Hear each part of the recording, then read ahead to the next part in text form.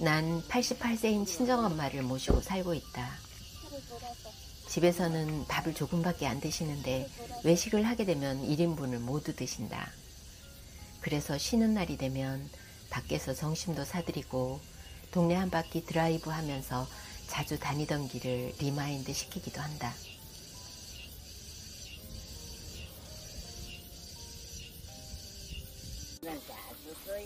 가까운 곳에 칠보산이라고 있는데 주차하고 30-40m만 걸어가면 앉을 수 있는 의자가 있어 자주 바람 쐬러 가기도 한다.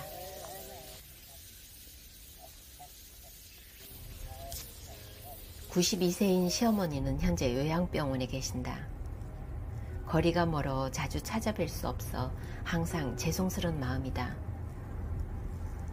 몇 년 전에 돌아가신 시아버지가 이렇게 병원에 계시다가 돌아가셨는데 시어머니도 똑같은 상황이다. 그러다 보니 앞으로 어떻게 진행이 될지 상황이 그려진다. 돌아가시기 전까지 몇 번이나 더 뵐 수 있을지 모르겠다. 시어머니 표정을 보니 마음이 너무 아프다.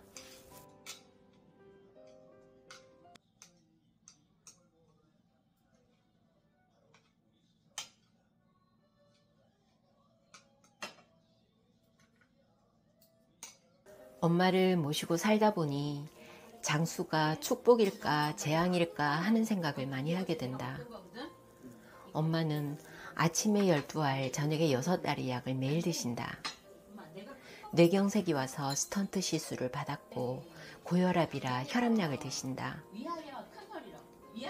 폐가 좋지 않아 조금만 걸어도 숨이 넘어갈 듯 거칠게 숨을 몰아쉰다. 심장이 안 좋아 인공심장 이식 시술도 받았다.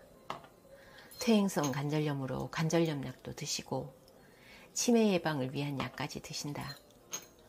이렇게 많은 약을 드시니 신장 또한 좋지 않아.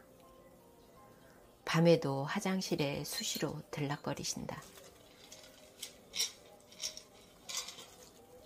몇 달에 한 번씩 삼성병원에 가게 되면 신장, 심장, 호흡기, 류마티즘 내과를 순회를 한다.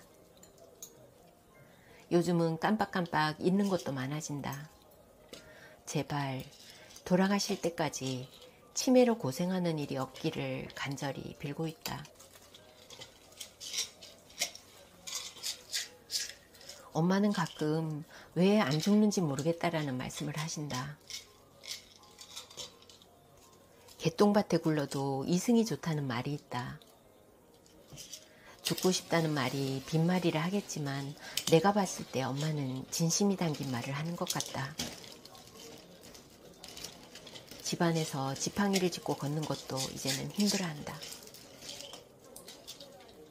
화장실에서 볼일을 보고 옷을 추스르는 것도 힘들어서 거친 숨을 몰아쉰다. 스스로 해결할 수 있는 일이 점점 줄어들고 누군가의 도움 없이 할 수 있는 게 없어지고 있다. 그러다 보니 당신 때문에 누군가가 고생해야 한다는 사실이 엄마는 싫다고 한다. 엄마는 가끔 혼잣말을 많이 한다. 힘든데 이렇게 힘든 걸 아무도 모른다며 중얼거린다. 본인이 겪어보지 않으면 상대의 고통을 알기는 어렵다.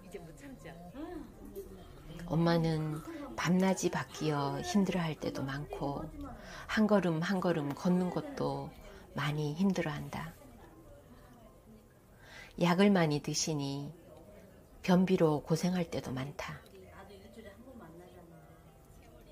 가장 가까이에서 조금씩 변해가는 엄마의 모습을 볼 때면 이렇게 장수하는 게 축복일까 하는 생각이 많이 든다.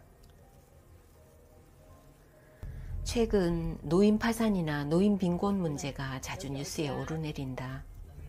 빈곤 문제를 겪지 않는 엄마도 노화와 질병으로 힘겨워하는데 빈곤 문제까지 겹친다면 장수는 확실히 재앙이 맞다.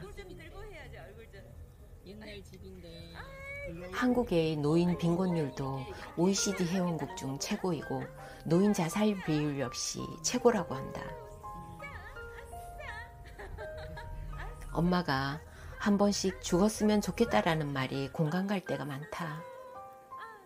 누군가의 보살핌 없이 살아내는 게 힘들 때가 오면 요양원이나 요양병원에서 기약 없이 살아가야 하는 삶이라면 장수가 축복이라고 말할 수는 없을 것 같다. 엄마는 잠자면서 죽고 싶다라는 말을 자주 하신다. 나의 바람 역시 엄마가 잠자리에서 돌아가셨으면 좋겠다는 생각을 한다. 심한 치매가 온다거나 혼자 거동할 수 없어 대소변을 받아내야 하는 상황이 온다면 내가 더 이상 모실 수는 없을 것 같다. 한량인 아버지를 대신해 엄마는 가정경제를 책임지며 5남매 키우시느라 고생을 많이 하셨다. 그래서 엄마를 생각하는 내 마음이 더 애틋한지도 모르겠다. 엄마의 거동은 점점 불편해지고 있다.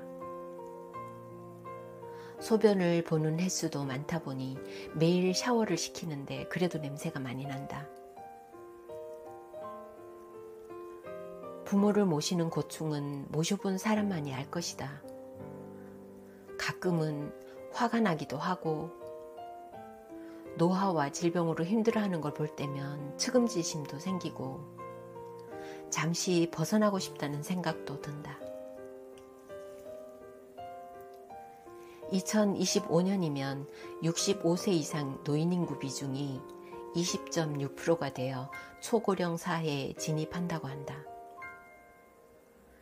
출산율은 떨어지고 노인 인구는 급격히 늘어나니 앞으로 대한민국의 미래가 걱정이다.